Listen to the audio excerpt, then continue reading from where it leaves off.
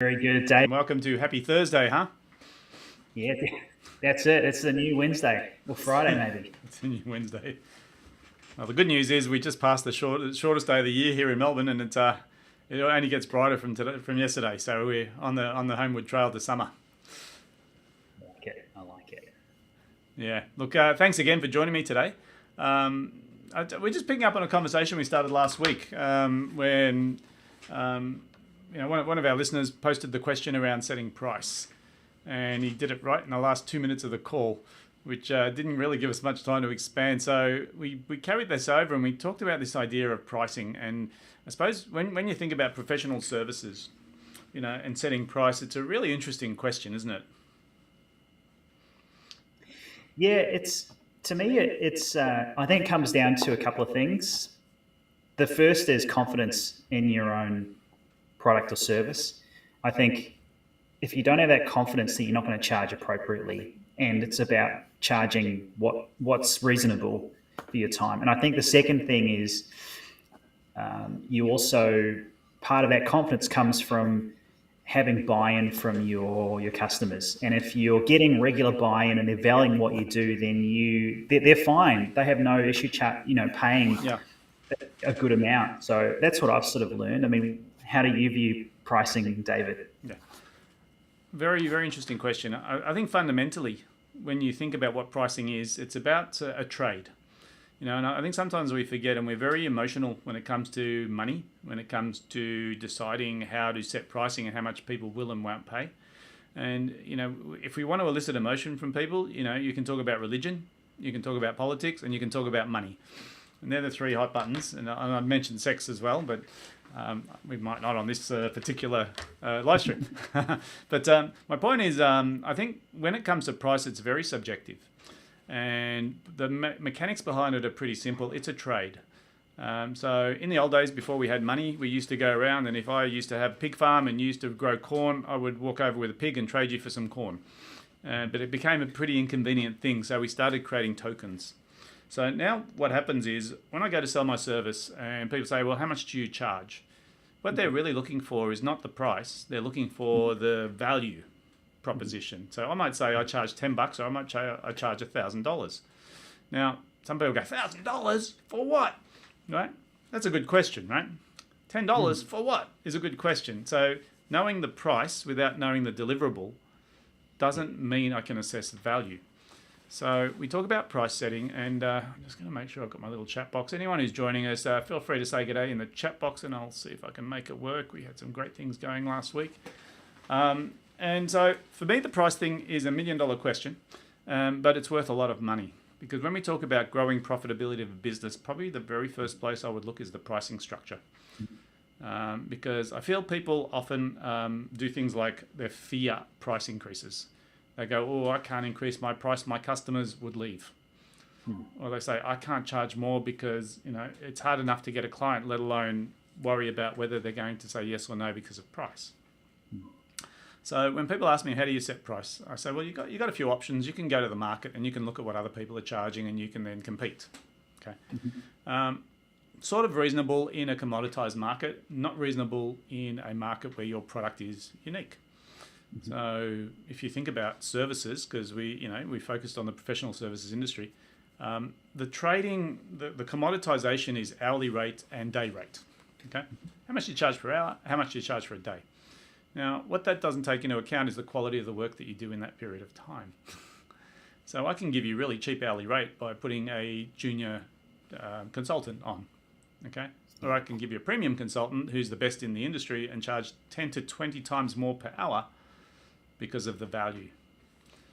So, well, I suppose my thought process is take the time out of the equation and start assessing what the value proposition is, and your pricing model will be vastly different. So simple thing, and I don't know if you've ever done this, but when I used to be in the early days of coaching, one of our first strategies was to say, increase your price by 10%.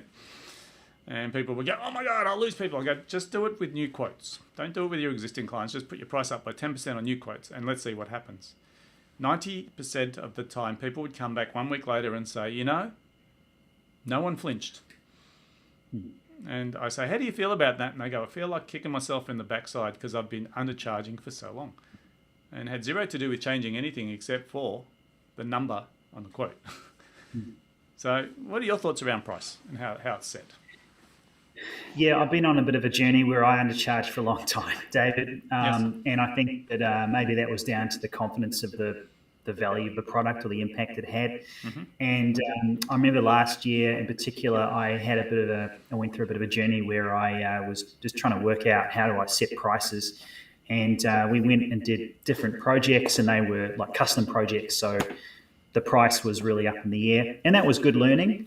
And some of the bigger companies that we worked with, as you say, they didn't flinch. They were just like, "Yep, we can do it." So it kind of made me then think about how we move forward in terms of our pricing. And now it's a very simple model based around that value that you were talking about. Yep. And I know that by pricing it appropriately, the value, the expectation of the value is obviously greater, but then I've got now the belief in the value that I'm going to be able to give to someone. I think because I've actually gone and I've been doing these strategies and things myself. Yeah. So, I'm someone who likes to see the result of it, and then that gives me more confidence. It's like, I don't know, teaching someone how to, kick a soccer ball. Once I learn how to do it, then yeah, sure, I can teach someone else how to do it. So I think, to me, the penny dropping was really around, if I know that the sort of the companies that I want to work with, if they're appropriately sized or they have the resources, or they have the means, I'm going to back myself, and I'm going to create a product that is highly valuable and will get cut through, and therefore they don't flinch because I've done the right thing, and I've set the groundwork, and I've positioned myself as someone who really knows what they're talking about and can get results. So brilliant. It's taken me 4 years to get here, but I think now it's a different feeling when you think about money and pricing. Yeah. I was talking to a coach about this a few weeks back, and the comment came up, outcomes over hours, right? So when we say how much should we charge, and we think, well, you can base it on hours and you can base it on standards, but the missing link in that equation is the quality of the work. And so when we talk about outcomes, we're talking about deliverables. We're talking about, well, what am I going to get as a result of paying you? So you might say, I charge $150 an hour for my flat rate for copywriting. That's okay. That's just an hourly rate, but it doesn't tell me the quality of the work, okay? And sometimes people think it's more secure paying hourly rate because you only pay for what you use. But if I turned around and said, look, we charge $3,000 to write an ad for you, you'd go, oh, how many hours is that? It doesn't matter on the hours. What matters is the result. So $3,000, we guarantee it's going to produce X amount of leads. Yep. Right. So I'm paying $3,000 instead of $150. But you're telling me it's going to produce an output, an outcome, right? A number of leads. And so all of a sudden, it's not about how many hours it took. It's about what am I going to get in return, as in physically get, not ideally. So I think the pricing question, and I can't remember the exact wording that Jamal used when he asked the question last week, but it was around how much can I get away with charging, or how much should I charge, or what do I do in a competitive environment. My suggestion is simple. If you're in a competitive environment, you've got to get out of the competitive environment. And I don't mean run. I mean change the terrain, change the game. Okay? So when someone says, I've got 3 quotes in front of me for the same thing. Yep. Now, here's the truth. I can sell you 2 things that are identical, but I can charge 2 different prices. And the way it works is simple. When I have, say, I don't know, I might have 2 pens. Do it this way. I have these 2 pens, right? Actually, I'll do it this way. I have these 2 pens, right? 2 pens. Yeah. Right? They're exactly the same, right? And one of them is $1 and one of them is $3, right? And the question is, well, why would I pay $3 for a pen when the other one's $1? So, well, with the $3 pen, we give you a lifetime guarantee, which means if it ever runs out, we'll replace it. With the $1 pen, it's $1. Now, in the end, there's a value proposition attached to the product. Okay. Yeah. Now, if I know how long one of these pens lasts, I'll be more realistic. And I'll say I'll give you a 12-month guarantee because I know it's going to last more than 12 months with this one, but not with that one. So I suppose that's a simple sort of idea. But where I'm going is the value of a product is not the product. The value of the product is the package around the product. And so when people say, how do I charge more in a competitive market? I say, repackage your product so it's more valuable than what your competitors are offering. And it's interesting because especially in the consulting world, we always get strapped back to hourly rate. We always get strapped back to, well, coaching programs, or how many hours of your time do I get? Okay. And as soon as I hear that, I know that my positioning is incorrect. Okay. And I think that's really where the problem is. So I think that there's an interesting point there, right? We have a guest joining us on this call. So I'm going to see if I can let him in because I don't actually know who it is. But I'm guessing. Let's have a look.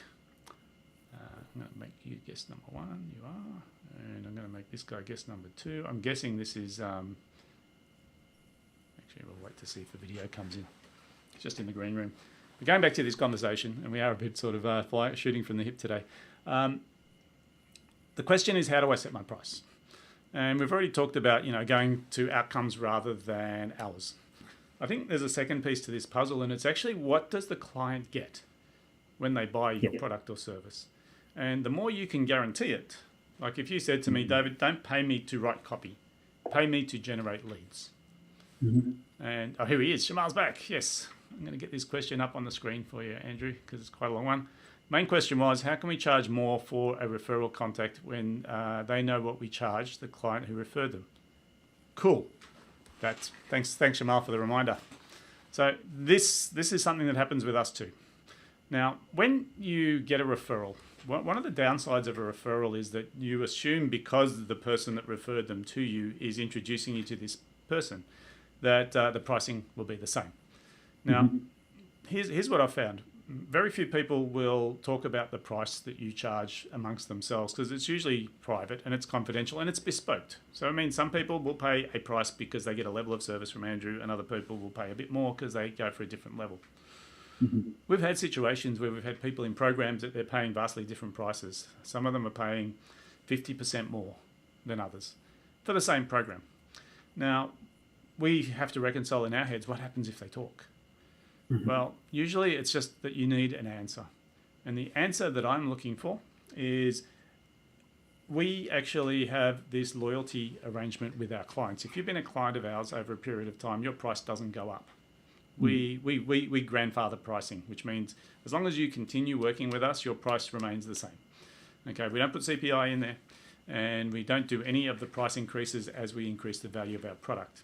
But what it means is that an existing client will get access to all the new things for no charge.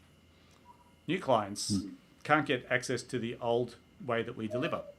So therefore, when the price is variable, the price is different, we end up in a scenario where people are paying twice as much for what they think is the same program because it's delivered the same way, but the legacy client is paying less because of their loyalty.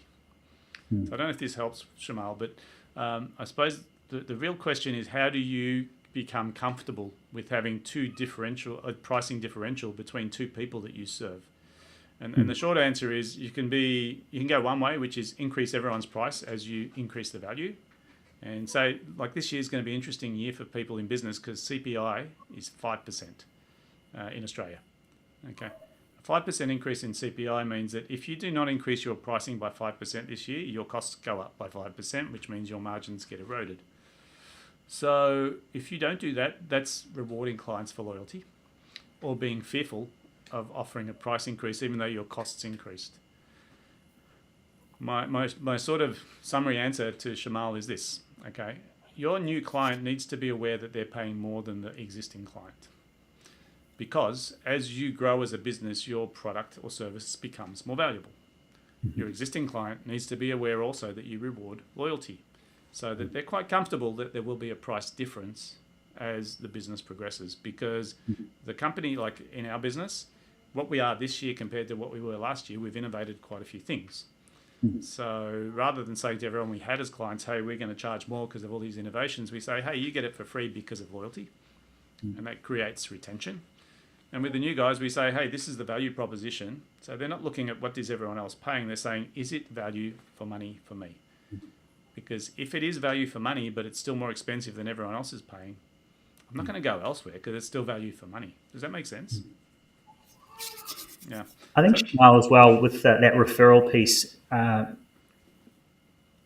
maybe you could ask yourself too, is it the same kind of client, or is it like, do you deliver the same product to the same type of client, or is there maybe a slightly different solution for a different size or other type of client? Because in that case, it might be a different solution, altogether, and therefore the model will change. Yeah. But yeah, it's a good question. I think the referral piece, people come to us warm anyway if they're referred, so they're generally going to be interested in what we have to do. And I think your point earlier, David, around they're not really looking at the price; they're looking at you've already had 2/3 of the work done. You've already been pre-sold by someone else. Yeah. So I think we just got to be confident about the fact that you provide a really valuable service, and clients will need to pay for that. And it's not really the question about whether the other one will find out. For me, it's about, well, this is what I'm giving you right now because it's tailored towards you and what you need. Yeah. It's a really important distinction. It's a mindset shift. Yeah. Because I think if I look at this, I had this fear once when I was in business because we were improving our program and we were charging more, and I was saying, oh my goodness, there's a lot of people in this program that are paying less, and so the new guys are paying more. Am I ripping them off by charging more? And then I went through this process. I said, well, what's the value? And Yes. the value exceeded the cost. And no one's locked into a contract, so I'm not ripping them off. I'm saying this is what you get and this is how much it costs. And when they say, well, what's everyone else paying? I go, well, that's not directly relevant. What's relevant is it good value for you? What everyone else is paying is got to do with when they joined us and what the deal was on the day. So when my confidence is low, I charge less. And as I build confidence, as you've started to do, you say, well, do I go and charge more across the board, or do I just charge more for new clients? So when we did this 10% price increase with clients, they go, I can't do that, I'll lose clients. I say, only charge new people. And if they still say yes, then you know that price is still good value. But now you're creating this discrepancy in your client base where some people are paying more than others for the same service. Now, if you can justify it in your own head, there's no problem with that, right? Because they're buying it based on a deal. And at the point of the transaction, it was a good deal. Okay. And that's really all that matters, because if someone pays, and I'll use arbitrary numbers, someone pays $1,000 a month to join our program, 2 years later we charge $2,000 a month for the same program. Why? We have more confidence in ourselves, we're delivering more value, we've got some track record, and at $2,000 it's still great value. So someone joins us at $2,000, they come to a session, they talk to one of the other guys and they go, oh no, we don't pay $2,000, we're only paying $1,000. And they ring me up and they say, David, what's going on? How come I'm paying $2,000 and they're paying $1,000? Well, my short answer is, first of all, before you knew that, were you getting value? And if the answer is yes, then you know that it's not about the value, it's about the discrepancy. And then you need a reason why there's a difference. And you might say, well, those guys have been around for 3 years. And if you joined 3 years ago, I could give you that price. But now, this is the price, and you've still made the decision that it's great value. And then we move on. Because it ends up, like when we talk about price increases, the people I feel that have the biggest objection with price increase is not the customer, it's actually the supplier. And it's the fear of the consequence of changing my price. Now, the real concern, the real question that I think people need to ask is, am I confident that whatever price I'm charging is good value for money? Because if it is, then this whole idea of having price differential becomes less important. I think what you're saying around the value, maybe just going back to that as well, David, and everyone who's watching on the call, to me that's like the first step, because if someone's questioning the value, then you haven't done a good enough job about articulating what that means for them, and as you say, what the outcomes will be. And just going to the example that I sort of had, we had a couple of products. We did email newsletters, and we did website copywriting as an example. We did that for a long time. Yep. And I put a nominal amount on there. It was pretty low, I think, based on what they were getting. Yep. But as we sort of moved along, I realized that, well, if I can get crystal clear on the objections that these ideal clients have, and really what they're looking for, and what's the most pressing things that they're looking to achieve in the next 6 to 12 weeks. And if I can really focus on those things and get my language right when I'm speaking to them, then that's going to be a significant advantage, and price won't even enter the equation. Yes. And that's what I've realized, especially this year, is because I've become so super honed on what the value is for that particular person, then it's a different question. It's not about this is what it will cost. It's as you said before, David. It's about this is what I'm going to get for you at the completion of it. So, Now, I'm going to try this experiment. I don't know if this is going to work, Andrew, but let's see if we can get this. No, you lost your hey, we can see the whiteboard. Very good. Yeah, but we can't see you. It's okay. We'll look at you and the whiteboard. That's important. So really, let me see if I can get you up there. I'm going to try one thing. No, maybe I'm not. I'm going to say we're in here, and we're going to add. No, we can't. You're not there. Interesting. Thought I could get you up there. Never mind. So when we look at products, the first thing that I want to talk about is this whole idea of a commodity product. Okay. Now, when we talk about a commoditized product, what we mean is something that has no distinction between one supplier and the other. An example might be if you were buying sugar. Okay. Now, sugar. Here we go. Can we put Andrew here? Not gonna let me. Come on, Andrew. You were there before. Yep. Still here. Yeah. And so, commodity is a product that has no distinction, so one equals the other. If we want to distinguish our sugar, what we do is we brand it. So we move it from being a commodity to being a product. So now we label it Bundaberg sugar or CSR sugar. It's still white sugar. It's in the packet. If we pour it out into 2 trays, it's very difficult to tell the difference, if not impossible. But now, because of the brand, we can attract a slightly different price. Okay. Same happens with petrol. Right? We can buy petrol from Shell. We can buy petrol from Caltex. One of them says theirs is better than the other, but the truth of the matter is we can't really tell. Maybe some people can, but the majority of people can't. And so we want to increase this distinction or this differential. So when we move beyond product, the next thing we need to think about is how do we turn our product, or how do we add value by adding a service? Now, the service is where the distinction starts to become real, okay? Because I can put a label on the front of the product, but the product is the product.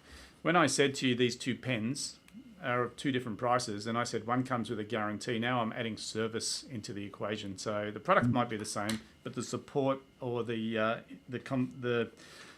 whole idea of having them together is now adding value.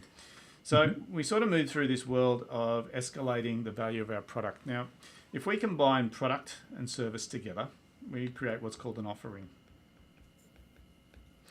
And the newest thing that people are really making a decision on is a thing called the experience, the shopping experience. Apple did a really good job of revolutionizing the retail experience for people who buy phones. You know, they created their shop, and you go in there, and there's more people working there than there are customers. Which means the service is awesome, right? You walk in and you say, I have a problem with my phone, and they say, have you got a booking? No. And they go, we need to make a booking. That will be a 3-minute wait. Now, that is sort of, that's what I call exceptional customer service. The experience that I've had, and I might be biased, but the experience I have with my Apple products and the service they provide is amazing. And I used to be in IT, so I've got the contrast. So this experience is where we start to see some real differences. Now, we can add to this by adding a thing called risk reversal. And that's what I talked about with guarantee. So risk reversal is where you take any of the purchase risk away, and so you can increase the value again. And the last thing I want to add to this one is if you really want to have your price stand out in the marketplace, you need to create what's called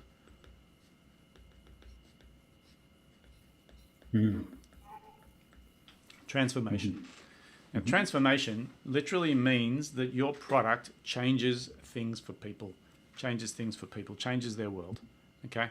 And when we talk about transformation, it's quite difficult to do, but it usually shows up in testimonial, right? So when you have clients that you do an amazing job for, what you will find is that they will come back and say, Andrew, your copywriting changed my whole marketing strategy.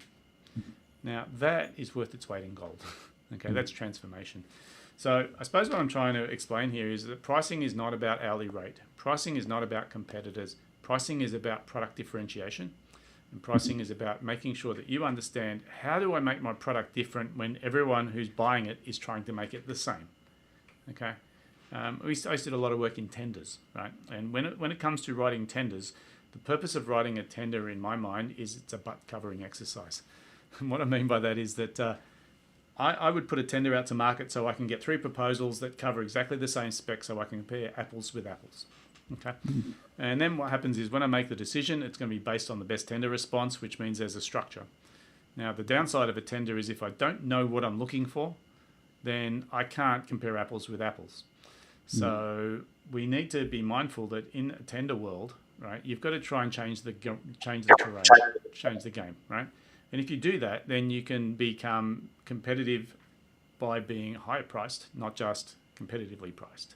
And so thinking about how do I change risk reversal, how do I create transformation, or how do I change the experience are all things that change the price. Okay. And so I think when people have price challenges, part of it is thinking about how do I add value in, like, without physically giving more.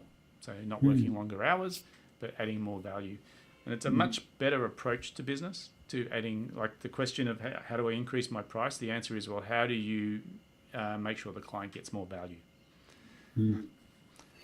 I love that. I love the first line there, David. That's worth revisiting, or at least sharing, I think, again, because we both know the book, Alex Hormozi's $100 million offer, and he talks exactly about the things, looking at offers and looking at your services in a completely different way. And I think that's a really good place to start if you're interested in doing it, and then have a look and see the formula about that. But yeah, I really enjoyed that. Thank you, David. Yeah, look, I think what we'll do, Andrew, is we might continue this conversation, but we might move into the how to add value conversation. And not sure how we're going to go. I think next week we've got something else that we're going to be covering. I think we're talking about outsourcing next week.